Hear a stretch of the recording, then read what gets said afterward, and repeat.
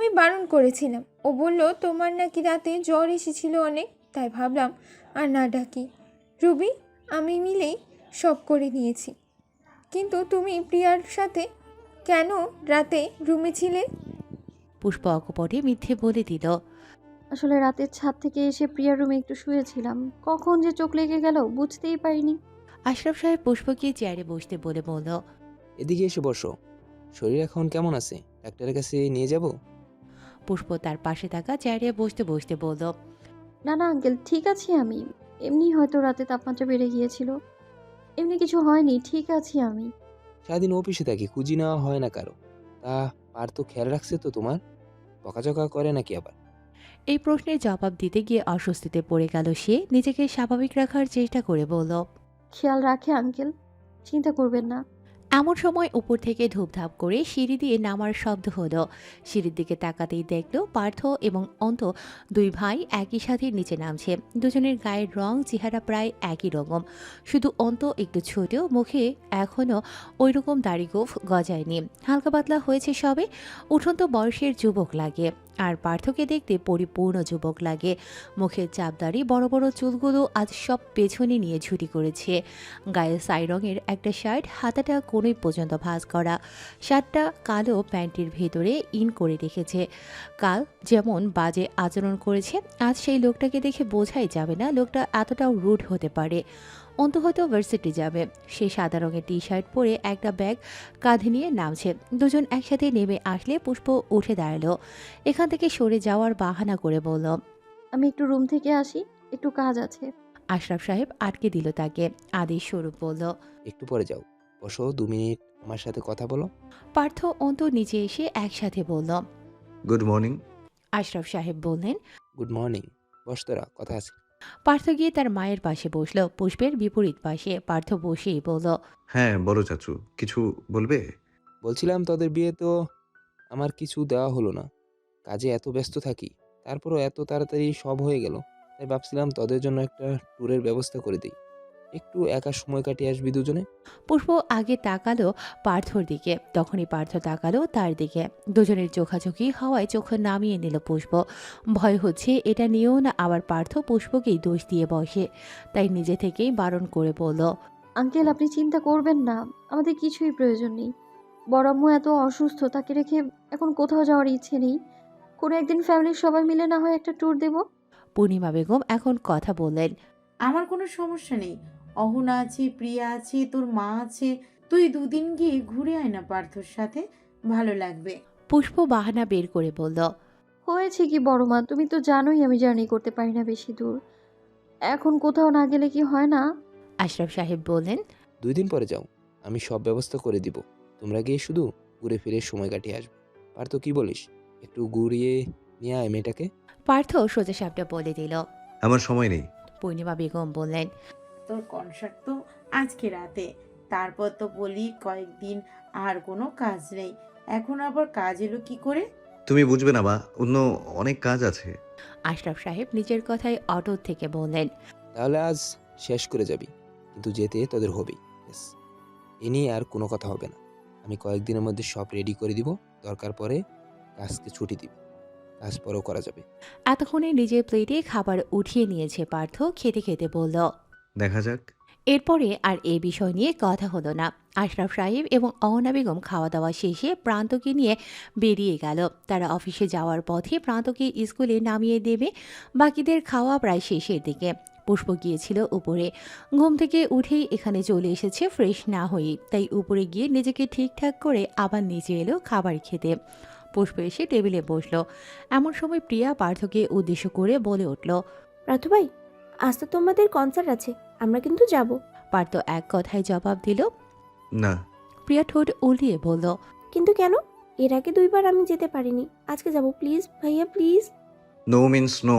আমি একা যাব নাকি, বুবুও তো যাবে, তুমি নিয়ে যাও আমাদের। পুষ্প পার্থর বলার আগেই বারণ করে দিল। আমি যাব না, আর তুইও যাবি না, কনসার্টে ভালো মানুষেরা যায় না। পার্থ এবার চোখ তুলে তাকালো পুষ্পর দিকে। প্রিয়া আবারও বলল। বুবু তুমি চুপ করো, আগে তো দেখার জন্য লাফিয়ে লাফিয়ে যেতে, এখন বলছো ভালো মানুষেরা যায় না। এরপর বড় আম্মুর দিকে তাকিয়ে বলল। ও বড় আম্মু, নিয়ে যেতে বলো না ভাইয়াকে, আমরা বাড়ির মানুষ হয়েও দেখতে পাবো না কেন? পূর্ণিমা বেগমও তালে তাল মেলালো। ঠিকই তো, ওদের কেন নিবি না পার্থ? নিয়ে যা না, যেতে চাইছে যখন। এমনি তো ওর কলেজ খুলে গেলে আর যেতে পারবে না কোথাও। পুষ্প আবারও বাদ সাধলো। প্রিয়া গেলে যাক, আমি যাব না বড় আম্মু। তোমাকে একা রেখে যাব না আমি। আমি একা থাকবো না তো। আজ অহনা বাড়িতে তাড়াতাড়ি ফিরবে বলেছে। ও থাকবে, রুবি থাকবে। তুই আমার চিন্তা করিস না তো। যা, একটু মজা করে আয়। পার্থ, নিয়ে যাস ওদের। মা, অনেক রাত হয়ে যাবে আমার ফিরতে ফিরতে। ওদের বাসায় দিয়ে যাবে কে? অন্তু বলে উঠল। আমি তো যাব ভাই। আমি পুষ্পাপু মানে ভাবিকে আর প্রিয়াকে নিয়ে এসে পড়বো। প্রিয়া অনুরোধ করে বলল। ভাই প্লিজ নিয়ে চলো না, প্লিজ প্লিজ। পুষ্প চেতে উঠে বলল। প্রিয় খাবার খা চুপচাপ, সব সময় সব জায়গায় যেতে নেই। পূর্ণিমা বেগম বললেন। এমন করছিস কেন? এত করে বলছে ও। আমার কথা অন্তত রাখ। রাতে গাড়ি পাঠিয়ে দিব। গাড়িতে করে না হয় চলে এলি তোরা। ও পার্থ, নিয়ে যা না বাবা। পার্থ উঠে দাঁড়ালো। মায়ের কথা সে কখনো ফেলতে পারে না। ভীষণ মা ভক্ত ছেলে। উঠে দাঁড়িয়ে দীর্ঘশ্বাস ছেড়ে বলল। ঠিক আছে, সন্ধ্যার পরে রেডি হয়ে থাকি সবগুলো। বিকেল ফুরিয়ে সন্ধ্যা নেমেছে আকাশে। চৌধুরী বাড়ির ড্রয়িং রুম আজকে সন্ধ্যায়ও ফাঁকা। প্রিয়া তো গত 1 ঘন্টা ধরে শুধু রেডি হচ্ছে। ইস, আজ তার হৃদয় ভাইয়া কত সুন্দর করে পারফর্ম করবে স্টেজে। নিজেকে একটু পরিপাটি না করলে চলে। সাজগোজে কোনো কমতি রাখা চলবে না। গাঢ় লাল রঙের একটি চুড়িদার পরেছে, এর সাথে গাঢ় মেকআপ, লাল টকটকে লিপস্টিকটাতে ঠোঁটে ঘষে ঘষে লাগাচ্ছে। হঠাৎ দরজার সামনে টোকা পড়ল। দরজাটা খোলাই ছিল। সেখানে তাকালে দেখলো অন্তু ভ্রু কুঁচকে তাকিয়ে আছে তার দিকে। প্রিয়া আবার ঘুরে আয়নায় তাকালো। কথা বলল না। কালকের ব্যবহারে এখনও রেগে আছে সে। অন্তু ওভাবে ওখানে দাঁড়িয়ে আছে দেখে বলল। কি চাই? এখানে এসেছো কেন? অন্তু চশমা ঠেলে বলল। আপাতত ভেতরে আসতে চাই। কোনো প্রয়োজন নেই, আমার হয়ে গেছে। আমি আসছি নিচে, তুমি যাও এখান থেকে। অন্তু ভেতরে ঢোকার অনুমতি না পেয়েও ভেতরে ঢুকে গেল। প্রিয়ার সামনে দাঁড়িয়ে তাকে ভালো করে পরখ করে বলল। এরকম ভূতের মতো সেজেছিস কেন? মেকআপ তোল। প্রিয়া রেগে খেকিয়ে উঠল। যা ইচ্ছে সেজেছি, তোমার কি? যাও তো এখান থেকে। আমার কিছু না। তোকে দেখতে বাজে লাগছে, বিশ্রী ভূতের মতো লাগছে। মেয়েরা সব আটা ময়দা যে কেন মুখে মাখে। বলছি তো আমার ইচ্ছে, লাগুক বিচ্ছি, তুমি যাও এখান থেকে। ওকে বেরিয়ে যেতে বলে আবারও নিজেকে আয়নায় দেখলো খুঁটিয়ে খুঁটিয়ে। একা একাই বলল। সুন্দরই লাগছে আমাকে। তোমার জ্বলছে আমাকে দেখে, তাই বলো। তুমি এটা কি পরেছো? কালো রঙের টি শার্টে তো তোমাকে খুঁজেও পাওয়া যাবে না। কালো কেন পরেছো তুমি? অন্তু বুঝতেই পারল খোঁজাটা গায়ের রং নিয়েই দিল। সবাইকে খুঁজতে হবে না, যার খোঁজার সে চুকিয়ে খুঁজে নেবে। কেউ খুঁজবে না তোমাকে, চোখেই দেখবে না কেউ। যদি বলি কারো চোখে হারাবো কোনোদিন। ফিল্মি ডায়লগ বাদ দাও। কে তোমাকে চোখে হারাবে? যাও এখান থেকে, তোমার সাথে কথা বলতে চাই না। কার সাথে বলতে চাস শুনি? তোমাকে কেন বলবো? ঠিক আছে, বলিস না, আমি খুঁজে নেব। আর দাঁড়ালো না সে রুমে। হনহনিয়ে বেরিয়ে গেল রুম থেকে। প্রিয়া যেন বাঁচল তার বেরিয়ে যাওয়ায়। কদিন ধরে দু চোখের দুশ্মন হয়ে গেছে ছেলেটা। ইচ্ছে না থাকা সত্ত্বেও পুষ্পকে যেতে হচ্ছে পার্থের সাথে। ওখানে গিয়ে আবার কখন অপমান করে বসবে কে জানে। সেই কারণে আরও যেতে ইচ্ছে করছিল না। কিন্তু পূর্ণিমা বেগম আর প্রিয়ার জোড়াজোড়িতে শেষমেশ যেতে হচ্ছে তাকে। সন্ধ্যা থেকে জোর করে উপরে পাঠিয়ে দিয়েছে তাকে তৈরি হওয়ার জন্য। পুষ্প কি পরবে ভেবে নীল রঙের একটা শাড়ি জড়িয়ে নিল গায়ে। নীল রঙের শাড়িতে ফর্সা মেয়েটাকে হুর পরীর মতো লাগছে। নীল রংটা সাদা চামড়ার সাথে ফুটে উঠেছে।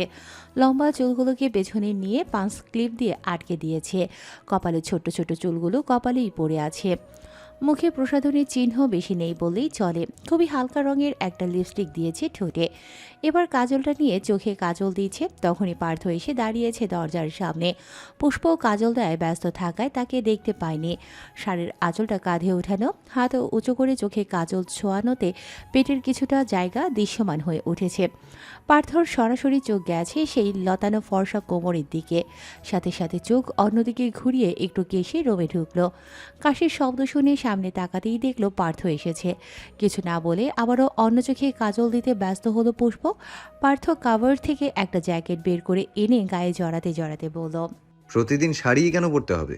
পুষ্প বুঝলো না কথাটা কি তাকিয়ে বলল। হঠাৎ শাড়ির কথা জিজ্ঞেস করছে যে, তবুও বলল। বিয়ে হয়েছে তাই পড়ি।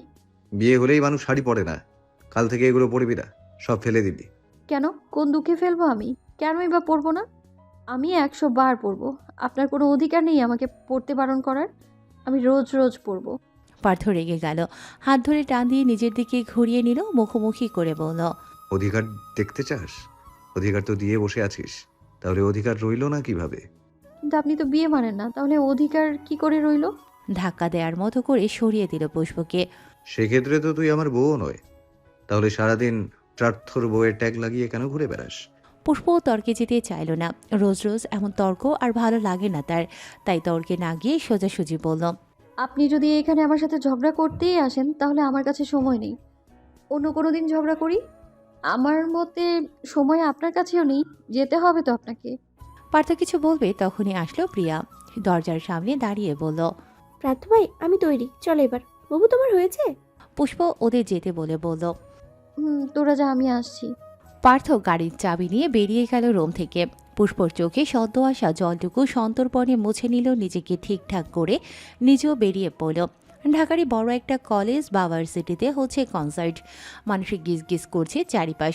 সবাই রাতের বেলায় ছুটে এসেছে কনসার্ট দেখতে। যে দল পারফর্ম করবে সেটার নাম এলিগেন্ট রাইডার্স, যেটা মূলত পার্থদের দলেরই নাম। টিম মেম্বার 5 জন, পার্থ, অর্ণব, কার্তিক, হৃদয়, রকি। তন্মধ্যে লিডার হচ্ছে পার্থ। লোকেরা এক নামে তাদের দলকে ডাকে ইয়ার। Elegant short from E, riders short from R, এক নামে পরিচিত ইয়ার ব্র্যান্ড। চারদিকে কৃত্রিম আলোয় সজ্জিত মাঠ, মানুষে গিজ করছে মূল স্টেজের সামনের জায়গাটায়। পার্থরা সেখানে পৌঁছল সন্ধ্যা 7:30টার দিকে। কনসার্ট শুরু হবে রাত 8টার দিকে। পার্থ পুষ্পদের নিয়ে একেবারে তাদের জন্য বরাদ্দকৃত রুমে চলে গেল। সেখানে অর্ণবরা 4 জন আগে থেকেই উপস্থিত ছিল। প্রথমে পার্থ ঢুকলো, ওর পেছনে আগে ঢুকলো প্রিয়া। হৃদয় প্রিয়াকে দেখেই বলল, হেই প্রিয়তমা, তুমি আজকে কনসার্ট দেখতে এসেছো? পুষ্পভাবী আসেনি? হৃদয়ের প্রিয়তমা বলায় প্রিয়ার ভীষণ লজ্জা পেল। এই নামে ডাকলেই তার লজ্জা লাগে, একটু আনন্দও লাগে। প্রিয়া মাথা নাড়িয়ে কেবলই বলবে যে ওরাও এসেছে, তার আগেই ভেতরে প্রবেশ করলো অন্তু, প্রান্ত, পুষ্প। অন্তু ঢুকে হাসি মুখে বলল, ও কেন একা আসবে? আমরাও এসেছি সাথে। হৃদয় তাদের বসতে বলে বলল। তোমাদেরই তো খুঁজছিলাম, এসো বসো সবাই। ওরা বসে পড়লে রকি বলে উঠল, ভাবিকে কি খাওয়াছিস রে প্রাত? দিন দিন আরো বেশি সুন্দর হচ্ছে দেখছি। ভাবিও তোমাকে সিক্রেট কোনো ওষুধ দেয় নাকি? শেষ কথাটা পুষ্পর দিকে তাকিয়ে বলল। পুষ্পর অস্বস্তি বোধ হলো কিছুটা, তবুও সেটাকে তোয়াক্কা না করে বলল, কেন, আগে অসুন্দর ছিলাম বুঝি? আরে না না, তা কেন হবে, তুমি তো এমনিই সুন্দর।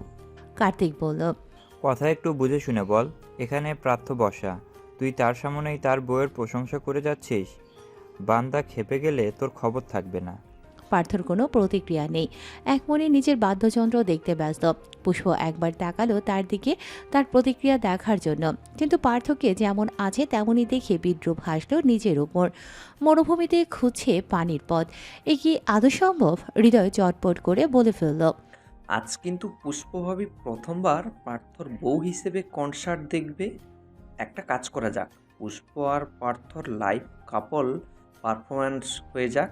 আমরা পিছনে গান গাইবো আর ওরা 2 জন সামনে কাপল ডান্স করবে। কি বলিস পার্থ? পার্থ নিজের কালো গিটারটা দেখতে ব্যস্ত, সব ঠিক আছে কিনা চেক করে নিচ্ছে একবার। হৃদয়ের প্রশ্নে তার দিকে না তাকিয়ে জবাব দিল, তোর নতুনটা নিয়ে নিয়ে তুই কর ডান্স। হৃদয় অবুঝের মতো বলল। কি নতুন? কার্তিক মাথায় জোরে থাপ্পড় মেরে বলল। শালা প্লে বয়। ওদের কথায় প্রিয়ার এত মন খারাপ হলো, বুকটা ফেটে যাওয়ার জোগাড়। প্লেবয় কেন বলো? হৃদয় ভাইয়ের কি অনেক মেয়েদের সাথে সম্পর্ক? হতেও তো পারে, কত সুন্দর ছেলে আবার শিল্পী। মেয়েরা তো এমনিতেই মরে এদের উপর। পৃথিবীতে কত সুন্দর মেয়ে আছে, হৃদয় ভাই নিশ্চয়ই প্রেম করছে কারোর সাথে, না হলে ওরা এসব কেন বলবে? এগুলো ভেবে ভেবে ওর মুখটা একেবারে চুপসে গেল। অথচ প্রিয়ার অমন চুপসে যাওয়া মুখটা দেখে মনে মনে হাসি পেল অন্তর। অর্ণব হঠাৎ পুষ্পর দিকে চেয়ে বলে উঠল, লিটল প্রিন্সেস, একটু বাইরে আসবে, কথা ছিল তোমার সাথে। অর্ণবের কথাই সবগুলো চোখ এসে পড়ল তার উপর। অগত্যা পার্থও চাইল তার দিকে। গিটারে চলতে থাকা ব্যস্ত হাতটা থেমে গেল। অর্ণবের দিকে তাকালো স্বাভাবিক চোখেই, এরপর তাকালো পুষ্পর দিকে। পুষ্প বলল, কি হয়েছে অর্ণব ভাই? অর্ণব পার্থর দিকে তাকিয়ে বলল, অনুমতি থাকলে আপনার বউয়ের সাথে কি আমি 2 মিনিট কথা বলতে পারি? রকি অর্ণবকে টোকা মেরে বলল, থাম শালা, ওর থেকে আবার কিসের অনুমতি চাস তুই? পুষ্প প্রার্থর বউ হওয়ার আগে আমাদের ছোট বোন হয়, অনুমতির দরকার নেই। তুই কি বলবি বলে আয় যা। রকি কিছু না বুঝে কথাগুলো বলেও বুঝলো কার্তিক। গ্রুপের অন্য কেউ না জানলেও কার্তিক জানে অর্ণবের মনের খবর, আর এই কথাটা পার্থও হয়তো জানে। সে রকিকে থামিয়ে বলল, তুই চুপ কর। তোর বোন হওয়ার আগে এখন পুষ্প প্রার্থর বউ, অনুমতি তো অবশ্যই দরকার। পার্থ আবারও গিটারে মনোযোগ দিয়ে নিজ থেকেই বলে উঠল, কথা যার সাথে বলা দরকার হয় অনুমতিটাও তার থেকে নিলেই ভালো হয়। আমার সাথে কোনো কথা হচ্ছে না, আমার অনুমতিরও কোনো প্রয়োজন নেই। যার সাথে কথা বলবেন তাকেই জিজ্ঞেস করুন। পুষ্প পার্থর দিকে তাকালো, তার দিকে তাকিয়ে অর্ণবকে বলল। চলুন ভাইয়া। অর্ণবের সাথে চলে গেল বাইরের দিকে। এখানে মানুষজন কম, নেই বললেই চলে। স্টেজের পেছনের দিকের জায়গা হওয়ায় কেউ নেই এদিকটায়।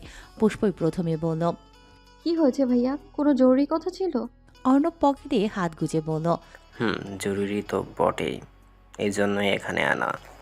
বলুন। আমি কিছু প্রশ্ন করব, সেগুলোর উত্তর দিবে তুমি, ঠিক আছে? জি আচ্ছা। প্রার্থ তোমাকে ভালোবাসলে কি করবে? এমন প্রশ্নে কপাল টান টান হয়ে গেল পুষ্পর। কিছুক্ষণ চুপচাপ দাঁড়িয়ে থেকে বলল, আপনি তো সব জানেন, তাহলে জিজ্ঞেস কেন করছেন? জানি বলে জিজ্ঞাসা করছি, উত্তর দাও। জানি না এটা কখনো হবে কিনা, তবে যদি এরকমটা হয়, তার মনে যদি আমার জন্য কোনো জায়গা তৈরি হয়, তাহলে আমার সকল চাওয়া পাওয়া ছেড়ে দেব। অর্ণব পুষ্পের দিকে চেয়ে বলল, কিন্তু ও হবে কি করে তোমার? পুষ্প মাথা নিচু করে হেসে বলল, সেটা তো জানা নেই। বলতে পারেন অন্ধকারে পা ফেলে হাঁটছি, আলোর পথ আদৌ পাবো কিনা জানি না। সেই পথ তো তোমাকে খুঁজে বের করতে হবে। অন্ধকারে তো শুধু হাঁটলেই চলবে না, আলোর সন্ধানও পেতে হলে একটু তো বুদ্ধি খাটাতেই হবে। পুষ্প অর্ণবের দিকে তাকালো, প্রশ্নোত্তর স্বরে বলল, আপনার কাছে কোনো প্ল্যান আছে? প্ল্যান নেই, তবে কিছু তো করতেই হবে নাকি? এভাবে হাত গুটিয়ে বসে থাকলে প্রার্থকে ভুলে যাও, কিচ্ছু হবে না। পুষ্পর চোখে জল চলে আসলো, টলটলে চোখ নিয়েই বলল, প্রথমে তো শুধু ভালোবাসা ছিল, এখন তো স্বামী। যেভাবেই হোক বিয়েটা তো হয়েছে। যেখানে শুধু আকাঙ্ক্ষা ছিল এতদিন, সেখানে একটু আশা জন্মেছে। কিন্তু আশার আলো কি করে জ্বলবে জানা নেই আমার। কি করে তাকে ভুলে যাই আমি? তাহলে তো আমাদের কিছু করা উচিত, তাই না? তুমি চেষ্টা না করলে তো আশার আলো জ্বলবে না। করতে তো চাই অনেক কিছুই, কিন্তু তার অবহেলা আটকে দেয় বারবার। তো এমন কিছু করো যাতে ও অবহেলাই না করতে পারে। এমন কি আছে যাতে তার অবহেলা নেই? আছে অনেক কিছুই, তোমাকে খুঁজে নিতে হবে। আমি তোমাকে সাহায্য করব, তোমার ভালোবাসা তোমাকে পাইয়ে দিব। আমার জন্য এতটা কেন করতে চাচ্ছেন? অর্ণব অন্যদিকে ঘুরে হাসি মুখে বলল, ভালোবাসার মানুষকে নিজের করে না পাওয়ার কষ্টটা আমি বুঝি, তাই ভাবলাম নিজেরটা না পেলাম, তোমার ভালোবাসা পাইয়ে দেওয়াটা খুব প্রয়োজন। পুষ্প অবাক হয়ে বলল, আপনিও কাউকে ভালোবাসেন? না, আমি ভালোবাসতাম, এখন বাসে না, সেই অধিকার আমার নাই। পুষ্পর মনে কৌতূহল জাগলো। অর্ণব ভাইও কাউকে ভালোবাসতো, জানা ছিল না তো। কৌতূহল দমিয়ে রাখতে না পেরে বলল, কাকে ভালোবাসতেন অর্ণব ভাই? সেও কি আপনাকে ভালোবাসতো? না, সে অন্য কাউকে ভালোবাসে। পুষ্প মন খারাপ করে বলল, আপনি এত ভালো একটা মানুষ, আপনাকে কেন ভালোবাসলো না? সে কি জানতো না আপনি তাকে ভালোবাসেন? অর্ণব হেসে বলল, না, জানতো না, তাকে কখনো বলতে পারিনি। কিন্তু কেন বললেন না তো? কেন? আমি জানি আপনি তাকে বলে সেও আপনাকে ভালোবাসতো। অর্ণব খিলখিল করে হেসে দিল পুষ্পর বোকা বোকা কথায়। হাসতে হাসতেই বলল, আচ্ছা থামো, আমরা কোন কথা থেকে কোন কথায় চলে আসলাম? আমার ভালোবাসার কথা পরে একদিন বলবো না হয়, আগে তোমার প্রবলেমের সলিউশন বের করি। আমাদের ঠান্ডা মাথায় কিছু ভাবতে হবে, বুঝছো? যাতে প্রার্থ তোমাকে এড়াতে না পারে। আর হ্যাঁ, তুমি এমন গোমরামুখ করে থেকো না তো সবসময়।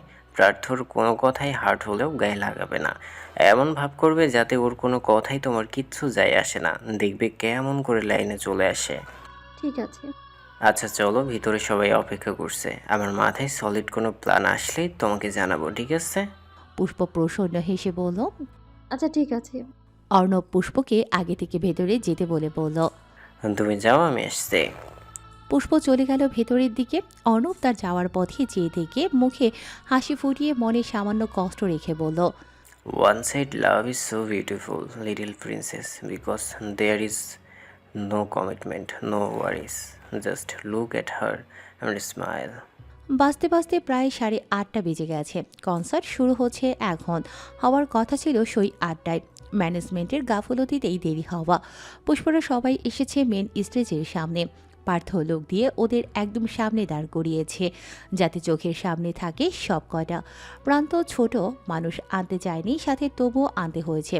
পুষ্প তার হাত 1 সেকেন্ডের জন্য ছাড়ছে না। প্রান্ত হাত ধরেই লাফালাফি করছে। আর প্রিয়া তো যেন আকাশে উড়ে বেড়াচ্ছে। এত মানুষের শোরগোলে টেকা মুশকিল হয়ে যাচ্ছে পুষ্পর জন্য। এর আগেও কতবার এসেছে পার্থর কনসার্টে, তখন মনে অনেক ফুর্তি থাকতো। এখন আর সেরকম লাগছে না। ভালোই লাগছে না এখানে দাঁড়িয়ে থাকা। তবুও প্রান্ত প্রিয়ার জন্য দাঁড়িয়ে রইল। শুরু হয়ে গেছে বহুল অপেক্ষিত অনুষ্ঠান। স্টেজে সবগুলো লাইট অফ করে দেয়া হয়েছে।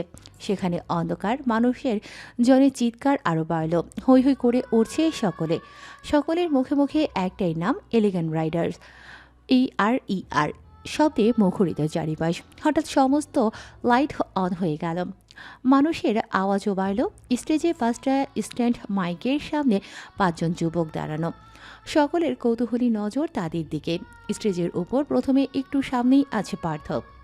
পরনে সাদা রঙের একটা টি শার্ট, যার উপর স্পষ্ট ফুটে আছে এলিগ্যান্ট রাইডার্স এর লোগো। সেই টি শার্টের উপরে আবার একটা লেদার জ্যাকেট পরা, যেটাতে পুরোপুরি রকস্টার ফিল দেয়। বাকি সবার পরনেও তাই, লোগোওয়ালা সাদা টি শার্ট, শুধু উপরের জ্যাকেটটা এক একজনের এক এক রকম। পার্থর সামনে স্ট্যান্ড মাইক, সাথে মুখে হেডসেট, মাইক্রোফোন লাগানো, গলায় তার প্রিয় কালো বেস গিটার ঝোলানো। তার হালকা পিছনে বা পাশে অনব, তার হাতে একটা ইকুইস্টিক গিটার, তার পাশে আবার কার্তিকের সামনে পিয়ানো। পার্থর ডান পাশে প্রথমে হৃদয়, হাতে ইলেকট্রিক গিটার, তারপরেই রকির সামনে ড্রামস রাখা। সকলে যার যার ইনস্ট্রুমেন্ট নিয়ে তৈরি। মূলত মাঝে পার্থ এবং তার দুপাশে দুজন করে 4 জন, মোট 5 জন তারা। প্রথমে লাইট জ্বলতেই মিউজিকে ইনস্ট্রুমেন্ট বাজাতে শুরু করলো তারা। কিছুক্ষণ শুধু মিউজিক বাজিয়েই থামালো। পার্থ লিডারের মতো মাইক্রোফোন ধরে হৃদয়দের উদ্দেশ্যে বলল, riders, let's hit the studio. এরপর দর্শকের উদ্দেশ্যে বলল, are you ready guys? Yes ধ্বনিতে ছেয়ে গেল চারপাশ। আবারও চারিপাশে হইচই শুরু হয়ে গেল। স্টেজে 5 জন নতুন সুরে তুলল বাদ্যযন্ত্রে। গলা ছেড়ে গেয়ে উঠল প্রথমে পার্থ, এরপর বাকি সবাই। কবিতা, তুমি এখনো রাত হলে কি তারাদের গুনো? কবিতা, তুমি এখনো বিকেল হলে সেই গান শুনো, যে গান তুমি শুনিয়ে গড়েছিলে মনে আবাস, যেই গান গুনগুনিয়ে দিলে আমায় তোমার আকাশ। আজ কবিতা অন্য কারো দুহাতে সে তার সুখকে উড়ায়, আমি আর আমার ফেরারি মন মুঠো মুঠো শুধু দুঃখ কুড়ায়। গিটার, ড্রাম, ফ্লুট বাজিয়ে গান গেয়ে যাচ্ছে 5 শিল্পী। সাথে তাল মেলাচ্ছে সাধারণ জনতা। একই সুরে তারাও সুর মেলাচ্ছে। প্রিয়া, প্রান্ত, অন্তু তাইও করছে। শরীর দুলিয়ে গানের তালে তাল মেলাচ্ছে। কিন্তু এসবের কিছুই করছে না শুধু পুষ্প। আশেপাশে মানুষজন এত আনন্দ, এত হইচই করছে, অথচ কিছুই তাকে ছুঁতে পারছে না। তাকে শুধু ছুঁয়ে যাচ্ছে পার্থর গাওয়া গানের রিলিক্সগুলো। গানের প্রতিটি লাইনের অর্থ তাকে শক্ত করে দাঁড় করিয়ে রেখেছে। কবিতা, তুমি স্বপ্নচারিণী হয়ে খবর নিও না। লাইনটা যেন তাকেই বলছে, স্বপ্নচারিণী হয়ে খবর নিতে বারণ করছে। অথচ তার মনের ভেতর শুধু তাকে নিয়েই স্বপ্ন বোনা আছে। সে তো স্বপ্নচারিণী হয়ে আছে, তাহলে কি করে তার খবর না নিয়ে থাকতে পারে? এই নিশাচর আমায় ভেবো না সুখের মোহনা। বাক্যটা শুনে বোধহয় একটু হাসিও পেল পুষ্পর, তার ছেলের হাসি। নিজের উপর তাচ্ছিল্য হাসল সে, যে বারবার বলছে তাকে যেন সুখের মোহনা না ভাবে, তবুও সে যে তাকেই সুখের মোহনা ভাবতে চাইছে। কবে, কখন, কিভাবে এমনটা ভেবে বসেছে তা নিজেরও অজানা। জানা শুধু এটুকুই, তাকে ছাড়া অন্য কাউকে জীবনের সুখ ভাবা অসম্ভবনীয় কাজ। অথচ তাকে পেয়ে সুখ নয়, শুধু দুঃখই পেতে হচ্ছে। মন কি নিষ্ঠুর, তাই না? যে আমাদের নিজের মনে জায়গা দিতে নারাজ, সেই তাকেই আমরা আমাদের মন দিয়ে বসি। অথচ যাকে মন দিলাম সে তার কোনো পরোয়া করল না। এসব ভাবতে ভাবতে দুফোঁটা উষ্ণ অশ্রু গড়িয়ে পড়ল কপল বেয়ে। সাথে সাথে মুছে ফেলল সেই অশ্রু। যা নজরে এলো না কারো। এতক্ষণে গানটাও শেষ হয়ে গেল। স্টেজের 5 জন পুরো ঘেমে নিয়ে একাকার হয়ে গেছে। গিটার বাজানো, হেলে দুলে গান গাওয়া সব মিলে এক গানে একটু হাঁপিয়ে গেছে মনে হয়। কিন্তু নিচের দর্শকদের মনে হয় না ঘাম এসেছে বা হাঁপিয়ে গেছে। তারা লাফালাফি করেই যাচ্ছে। প্রথম গান শেষ করে মাইক্রোফোনটাকে ধরে মুখের কাছে নিয়ে দর্শকের উদ্দেশ্যে বলে উঠল বলেই অন্য আরেক গানে সুর তুলল। এবার প্রথমে গান ধরল অর্ণব, দৃষ্টি তার ঠিক পুষ্প বরাবর, অথচ পুষ্পর দৃষ্টিতে শুধুই পার্থ। পুষ্পর দিকে তাকিয়ে হেয়ালি হেসে গান ধরল। সে আমার হতে দেয় না, সে আমার হতে দেয় না। কার কপালের টিপ কার হয়ে যায়, চলে গিয়ে ভুল করেছে ফুল হয়ে যায়, ভুল করে সে ফুল হয়ে যায়। সে আমার হতে দেয় না, সে আমার হতে দেয় না। গানটা চলাকালীন হঠাৎ পুষ্পদের পাশ থেকে ভীষণ রকমের চেঁচামেচির আওয়াজ এলো। সবাই পাশে তাকিয়ে দেখলেও কয়েকজনের সাথে হাতাহাতি হচ্ছে। সেটা মারামারিতে রূপ নিয়েছে। এ মারছে একে তো ও মারছে ওকে। মানে কি হচ্ছে, কে কাকে মারছে বোঝার উপায় নেই। আবল তাবল পেটাচ্ছে এক একজন। এইরকম হিতকর অবস্থা দেখে পুষ্প আগে প্রান্তকে আগলে নিল নিজের সাথে, জড়িয়ে ধরল ছেলেটাকে। ভয়ার্ত চোখে খুঁজল প্রিয়াকে। প্রিয়া তার থেকে কিছুটা দূরে। মানুষের ছোটাছুটি শুরু হয়ে গিয়েছে। কে কার উপর দিয়ে যাচ্ছে তার কোনো ইয়াত্তা নেই। সবাই সবার জীবন বাঁচাতে ব্যস্ত। প্রিয়া আর অন্তু এক জায়গায়। অন্তু শক্ত করে ধরে আছে প্রিয়ার হাত। পুষ্প ওদের দেখে কণ্ঠে ভয় নিয়ে বলল, অন্তু, প্রিয়কে নিয়ে বের হয় এখান থেকে। অন্তু জোরে জোরে বলল, তুমি এদিকে আসো আপু, ওদের হাতে বড় বড় অস্ত্র আছে, বের হও এখান থেকে জলদি। মানুষের ঠেলাঠেলিতে কোথাও সরতে পারছে না এখান থেকে। পুষ্প বুদ্ধি করে ভিড় ভাটটা ঠেলে প্রান্তকে পাঠালো অন্তুর কাছে, কিন্তু নিজে যেতে পারল না। প্রান্ত ছোট হওয়ায় চিপা চিপা দিয়ে বেরিয়ে গেছে। পুষ্প গলা ছেড়ে বলল, অন্তু, ওদের নিয়ে বের হ, আমিও আসছি, তোরা আগে যা। প্রিয়া যেতে চাইল না। বুবু বলে ডেকে আসতে চাইল পুষ্পর কাছে, কিন্তু অন্তু তাকে আটকে দিল। তুই আগে বের হও এখান থেকে, পুষ্পাপুর কিছু হবে না, আমি দেখছি, বের হ। পুষ্প বের হতে পারল না। মানুষের ঠেলাঠেলিতে আরো ভেতরের দিকে ঢুকে গেল। লাঠিছোটার বাড়িও লাগলো কয়েকটা। কপালের কাজটায় কেটে রক্ত বের হয়ে গেছে। রাতের একরকম উৎসবমুখর একটা জায়গা এখন ভয়াবহ রূপ নিয়েছে। এক একজনের হাতে ধারালো অস্ত্র, লাঠি, যে যাকে পারছে মারছে। কয়েকজনের মাথা ফেটে রক্ত পড়ছে, হাতে পায়ে লেগে সেখান থেকেও রক্ত বের হচ্ছে। এক ধরনের যুদ্ধক্ষেত্র তৈরি হয়ে গেছে। পুষ্পর মাথায় প্রথমে আঘাত লেগে রক্ত বের হলেও অতটা ক্ষতি হয়নি। মাথায় হাত দিয়ে রক্ত আটকে এদিক ওদিক পথ খুঁজছে, অথচ কোনো জায়গা দিয়ে বের হতে পারছে না। হঠাৎ কোথা থেকে ছুটে এসে একজন বাড়ি মারল পুষ্পর মাথায়। এবার আর টিকে থাকা যাচ্ছে না। ব্যথায় কুকিয়ে উঠেছে মেয়েটা। ফর্সা দবদবে মুখটা ব্যথায় লাল হয়ে উঠেছে। রক্ত দিয়েও মাখো মাখো হয়ে আছে। ভারী আঘাতে এবার চোখটা বুজে আসছে। ঝাপসা লাগছে চারিপাশ। মারামারি গন্ডগোল হওয়ায় স্টেজে পারফর্ম করা যুবকরাও থেমে গেছে। সিকিউরিটি গার্ডরা সবাই মানুষের হট্টগোল হাতাহাতি থামাতে ব্যস্ত। পার্থ কেবলই নিজের গিটারটা নামাতে গেল ওখানে কি হচ্ছে নিজে গিয়ে দেখবে বলে। ব্যাপারটা এখানে ক্লিন আপ করা দরকার। তবে গিটারটা গলা থেকে সরাতে পারল না। তার আগেই দেখলো পাশ থেকে অর্ণব লিটল প্রিন্সেস বলে ডেকে দৌড়ে যাচ্ছে সামনের দিকে। অর্ণবের এমন দৌড় দেখে ভ্রু কুঁচকে তাকালো সামনে। অর্ণবকে অনুসরণ করে তাকাতেই চোখে এলো রক্তাক্ত পুষ্পর মুখ। কপালের পাশ ঘেঁষে থুতনি অবধি চলে এসেছে রক্তের স্রোত। চোখ পিটপিট করে তাকাচ্ছে। ওকে ওইভাবে দেখে পার্থ গিটারটা ফেলে দৌড় দিল। অর্ণব স্টেজ থেকে লাফিয়ে নেমে গিয়ে পুষ্পর কাছে গেল। ততক্ষণে পুষ্প হাঁটু গেড়ে বসে পড়েছে। মাথা ঝাঁকিয়ে সামনে তাকানোর চেষ্টা করছে, কিন্তু সব ঝাপসা। কষ্ট করে হলেও চোখটা খুলল। ঝাপসা চোখেই আবসা দেখা গেল পার্থর মুখ। পার্থকে আকুল হয়ে দৌড়ে আসতে দেখে ঠোঁট প্রসারিত হলো। মুখে অস্পষ্ট স্বরে আওড়ালো, পার্থ? অর্ণব পুষ্পের সাথে বসে পড়েছে, দু হাতে বাহু ধরে রেখেছে মাটিতে শুয়ে পড়া থেকে বাঁচাতে।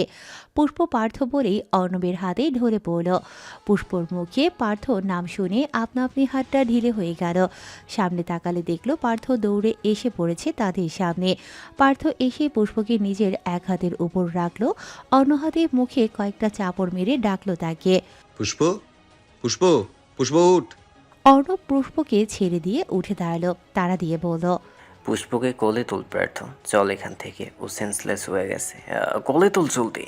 ততক্ষণে হৃদয়রাও এখানে এসে দাঁড়িয়েছে। তারা সকলে এখানে দেখে সিকিউরিটি গার্ডরা তাদের ঘেরাও করে রেখেছে, মানুষজনকে অন্যদিকে নিয়ে যাচ্ছে। পার্থ আর দেরি না করে পুষ্পকে কোলে তুলে নিল। সামনের রাস্তা পরিষ্কার করে দিল অর্ণবরা। পার্থকে কোলে নিয়ে চলে গেল কমন রুমের দিকে। সেখানে গিয়ে সোফার উপর শুইয়ে দিল পুষ্পকে। প্রিয়া, অন্তরা এদিকটাই ছিল। পার্থকে এভাবে কোলে করে পুষ্পকে আনতে দেখে তারাও পিছু পিছু এসে পৌঁছায় এখানে। পার্থ তাকে সোফায় শুইয়ে দিয়েই সরে আসলো। প্রিয়া গিয়ে পুষ্পর কাছে বসে কান্নারত অবস্থায় বোনকে ডাকলো বার কয়েক। বুবু, বুবু কি হয়েছে তোমার? রাখতে ভাই, বুবুর মাথা থেকে রক্ত বেরোচ্ছে, কিছু করো। সবাই পুষ্পকে ঘিরে দাঁড়িয়ে। কার্তিক কোথা থেকে এক বোতল পানি এনে উপর থেকে ছিটিয়ে দিল পুষ্পর মুখে। তাতেও কাজ হলো না, জ্ঞান ফিরল না।